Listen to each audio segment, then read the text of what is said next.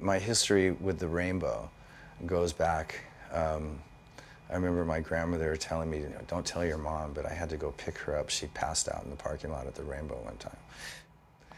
But I started hanging out there, and I used to make fake IDs. And so me and my friends, we were talking like 15, 16 years old, 17 years old, and used to all go and hang out at the Rainbow and try and pick up chicks, and all the cool rock guys from different bands were hanging out, and it was just a place for us to go. And at some point, I don't know why, one night I walked up to the Rainbow, and I was with Steven, and he had a fake ID that I'd made for him, and I had mine. And he went in before me, and I went to go in, and Steady, the doorman, who's still the doorman to this day, all of a sudden looked at my ID and recognized that it wasn't genuine, and wouldn't let me in. And it was that particular evening that I first met Mario, because he was standing in the doorway, and he backed Steady on making sure that I didn't get into the club that night. But it was a Tuesday, and it was ladies' night, and I went home. I was a little tipsy, and I went home and decided I could go in as a girl, and I would go in and pick up on Steven, because Steven would fuck anything, right?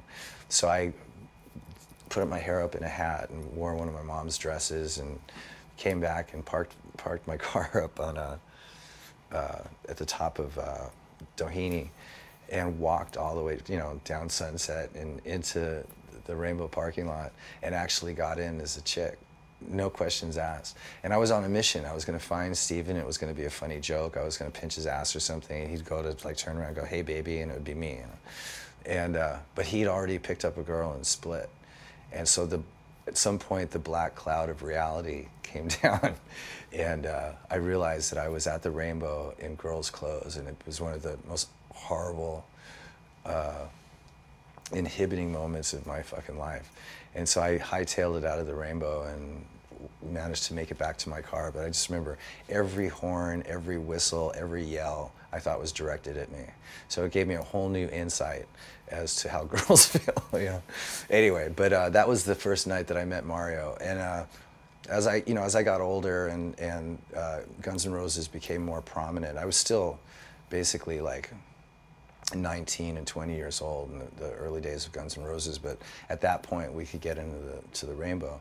And Mario just was one of those guys that was, for some reason, sort of took a liking to me. As much as I was a troublemaker and I was rowdy and I was drunk all the time, for some reason he liked me. So he was always, really cool to me.